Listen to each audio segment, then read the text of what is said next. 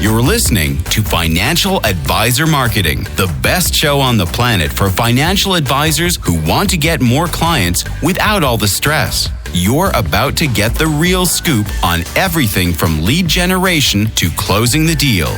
James is the founder of theadvisorcoach.com, where you can find an entire suite of products designed to help financial advisors grow their businesses more rapidly than ever before. Now, here is your host, James Pollard.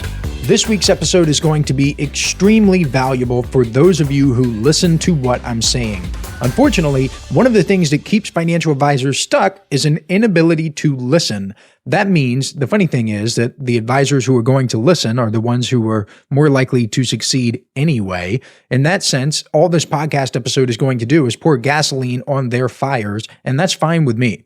This episode is scheduled to release on January 30th, 2023. The deadline to lock in your spot for the February Inner Circle newsletter issue is January 31st at 11:59 p.m. Eastern Standard Time. So if you're listening before the deadline, you can lock in your spot at theadvisorcoach.com/coaching.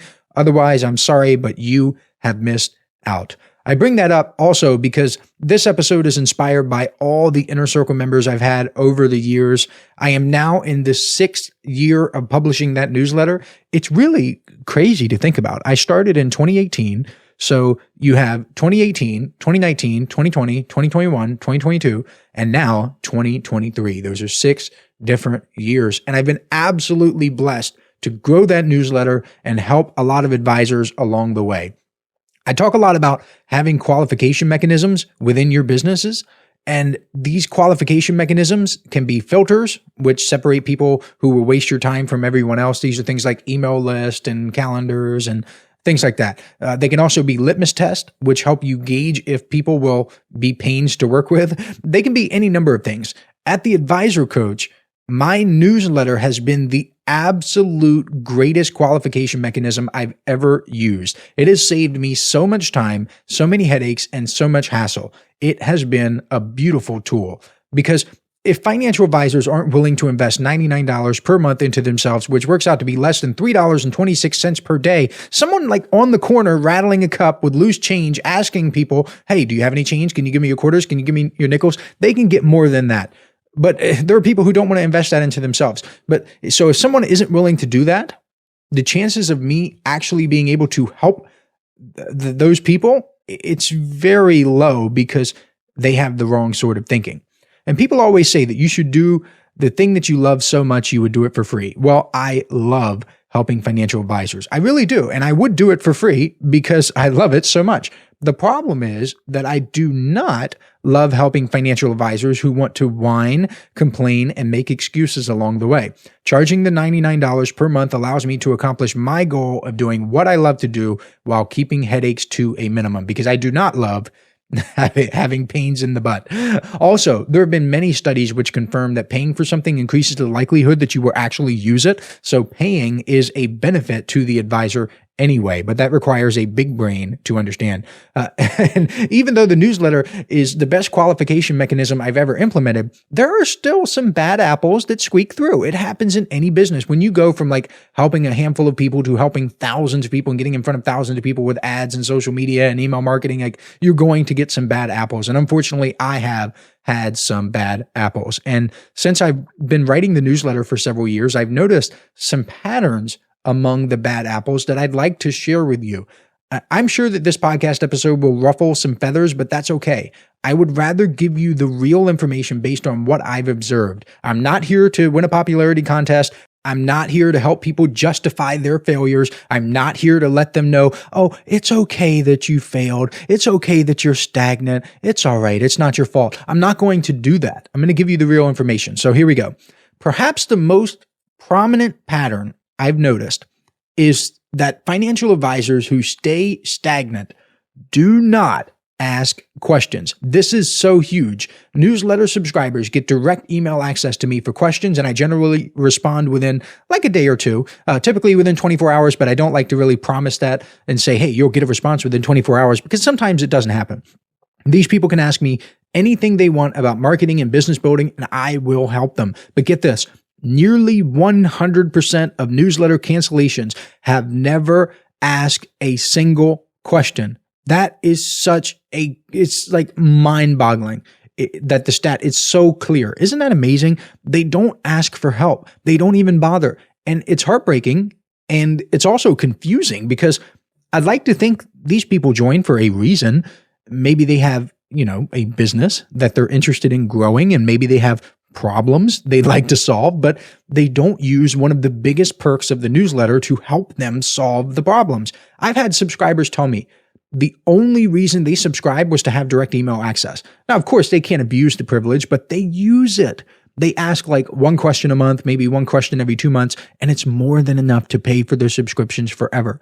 If you're having trouble in anything, I don't care what it is, reach out and get help. We live in a world where resources are abundant. Access is abundant. You can find the help you need. It doesn't even have to be me. I want you to invest in other programs and newsletters. I want you to circulate your money in multiple places because money has to flow to benefit you in society. If you don't understand that, then you don't understand how money works. These advisors who don't ask questions remind me of kids in school who don't understand a lesson being taught and they sit there and they quietly suffer.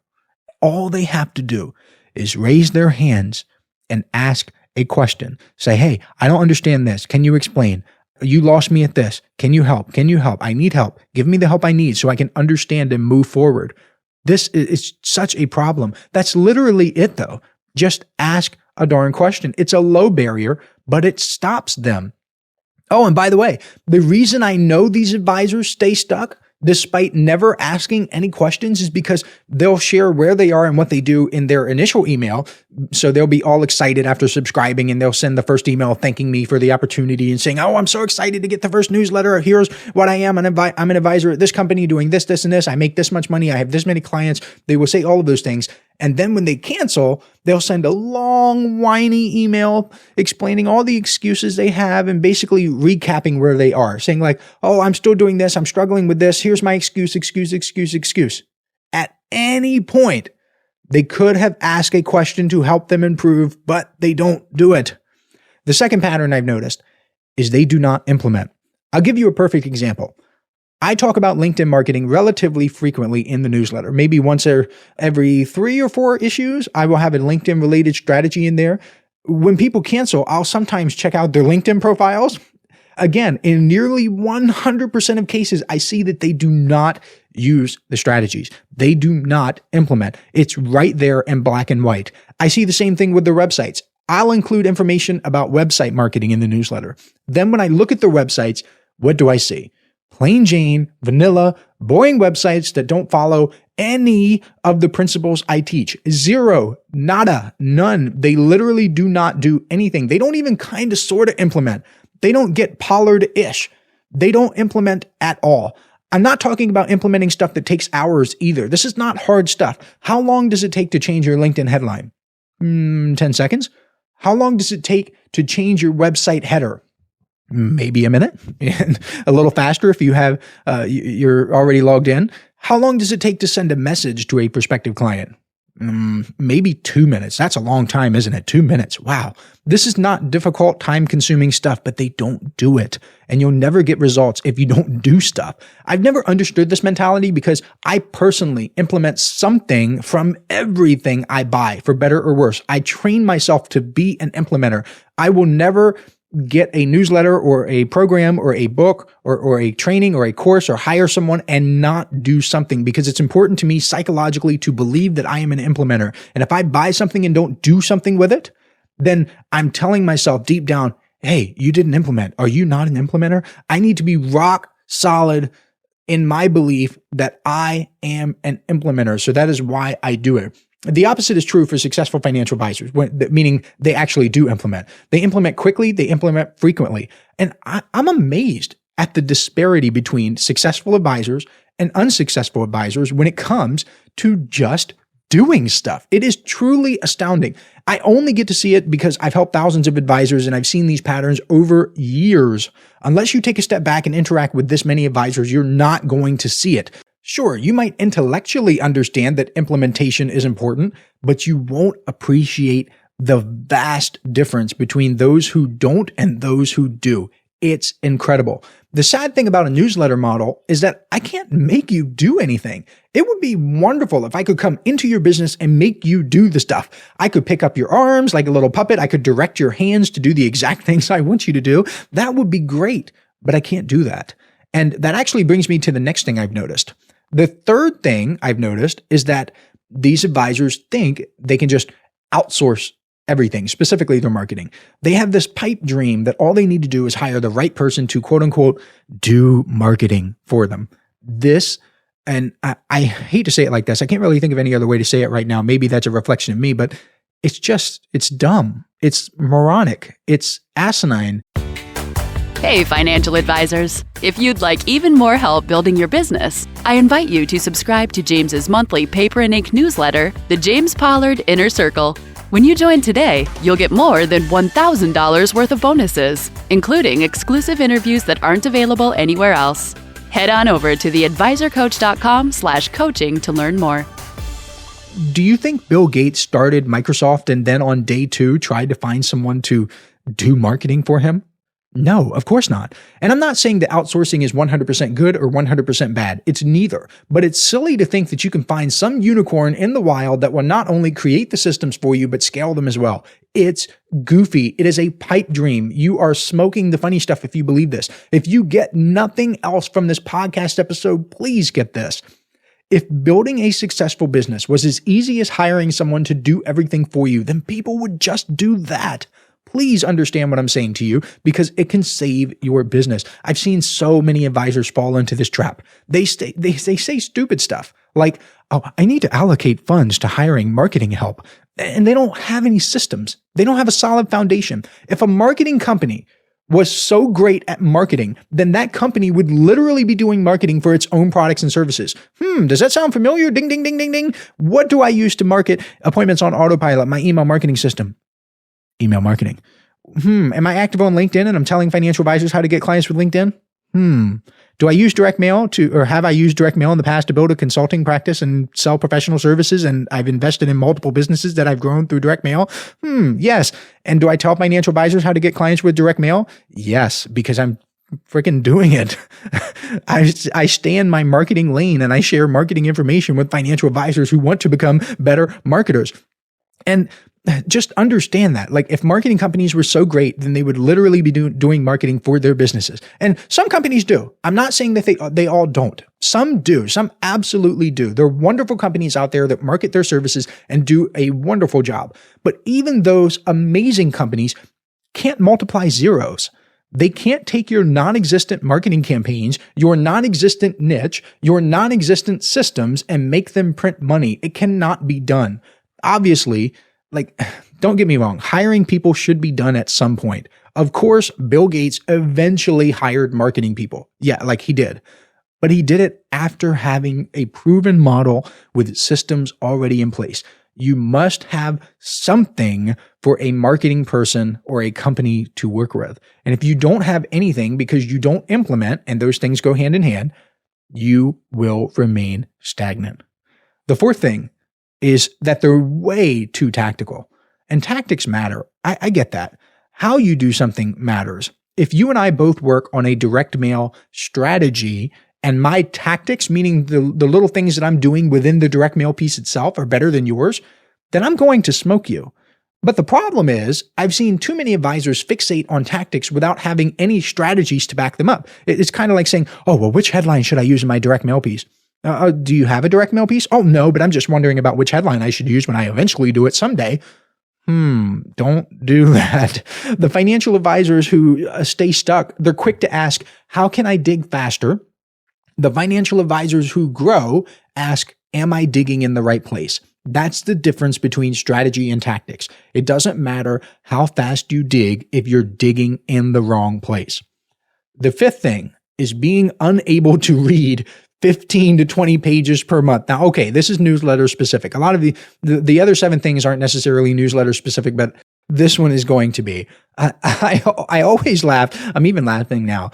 When someone cancels the newsletter and says something like, oh, they're piling up on my desk, or I haven't had time to read them. Like, that's a discipline problem. I bet they have time for Netflix. I bet they have time for fantasy football. And even if they don't have time, like I'm giving these people the benefit of the doubt. If they don't have time, they could still take a speed reading course to learn how to read faster, and that would free up some time. But you know what? That would require taking something called initiative. Can you say it with me? Initiative. Let me tell you something. And this is going to sound super arrogant. I don't mean it this way. I promise you, I'm only telling you this to give you an example. I read more than 100 books in 2022, plus audiobooks, plus all the newsletters I'm subscribed to, plus articles online. Like, I don't really want to count those. Plus a study Bible that's nearly 3,000 pages long. I went through the entire study Bible. I did it from August 16th to December 1st. I made time to do it. I didn't whine and complain. Even if you did 1% of what I personally did in 2022, you'd be able to read the newsletters 3 or 4 times. Can you imagine if people applied that mentality to other things in life? They have children who are begging to spend time with them, but they say, gosh, my child's requests have been piling up. I don't want to deal with them anymore. So I'm going to send my child to foster care. Or they're married and they're not fulfilling their spouse's needs. They think, oh, gee, I know my wife has been dropping hints for several months, but I'm just too busy. I guess I'll just get a divorce. You might laugh and think that these are extreme examples, but I guarantee you, these people exist. They walk among us. The sixth thing is that they make excuses. And Napoleon Hill has a list of excuses in Think and Grow Rich. If you've never read Think and Grow Rich, you need to read it. It's an incredible book. These are excuses people make for not getting what they want out of life. Oh, if I only had good health, if I had enough pull, if I dared assert myself, if I only knew how, if I didn't have a past, if I could meet the right people, and more. Excuses don't work. They've never helped me. I've tried. I've tested excuses to see if they work, and they don't. I'm not going to spend too much time on this because I'm going to do an entire podcast episode about this in the future. There are lots of people who want people to feel sorry for them, so they virtue signal about how hard things are so they can have a pity party. They would rather have a pity party than results. Which one would you rather have? I would rather have the results. And if you think like me and you would rather have good health, happiness, money in the bank, like a thriving business, then hey, you and I are cut from the same cloth. The seventh and final thing is that they do not think like investors. This is also a massive prevalent pattern. I think that being able to do basic math is such an advantage. I'm constantly amazed at how many fully grown adults cannot do basic math. Let's say you subscribe to the newsletter for a year. At $99 per month, that works out to be $11.88 per year. Now, let's say you read only one issue and you throw all of the others away. You throw them in the trash, you burn them, you only have one, okay? But you still get one idea, just one, that allows you to get one client, just one, and you make $3,500 from that client. What is your rate of return? Let's see. I will literally help you do the math. $3,500, which is what you made, minus $1,188, which is the cost of the newsletter for a year, is $2,312 you would not have had otherwise. That's also a 194% return on investment. Where else are you going to get that? And that's assuming you get one client per year. Just one. You have 365 days to implement, but guess what? The people don't do that. To ask questions, but guess what? The people don't do that. You have an entire year and you only get one client, one that you wouldn't have had otherwise. I'm going to level with you. I spent over $100,000 in 2022 in personal development courses, newsletters, trainings, and more. Basically like $100,000 invested in myself. Let's say I break even. Did I make a good investment? Well, compared to what? Even if I only broke even, I did better than the stock market. I did better than the bond market. But here's what's cool. Once I have the knowledge, I can use it again and again and again. I may not use the knowledge for 10 years. Heck, I may not use it for 20 years or 30 years, but it's mine forever. And I can use it to create returns when opportunities present themselves. I don't view these things as expenses. I view them as investments in myself and my business. I love the stock market. Don't get me wrong. I love the S&P 500. I love broad-based market index funds. I am an investor in these things. I invest in real estate. I invest in the stock market. I invest in a lot of places. But far too many of you will gladly accept an 8 to 10% rate of return in the stock market, but not even try to get a better return by investing in yourself. Again, this does not have to be just with the newsletter. I don't want this to be some newsletter pitch. Let's say you go out and buy some other marketing course from someone else for $3,000.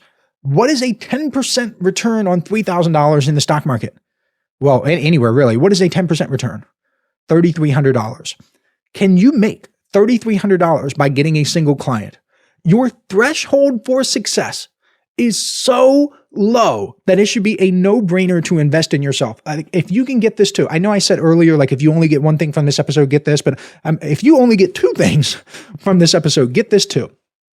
As a financial advisor, financial planner, your threshold for success in marketing, spending, and investing in yourself is so unbelievably low. Other businesses would be just so jealous, like clothing businesses, e-com businesses. They would slap you silly if they saw that you weren't investing the way that they wish they could invest. So take the opportunity. Lots of people don't think this way, but I'll tell you what, the ones who do are absolutely crushing it, and I love every single one of them. I hope this episode helps you in some way. I hope it opens your eyes to the patterns and advisors who stay stuck, because I genuinely want you to succeed, and I will catch you next week.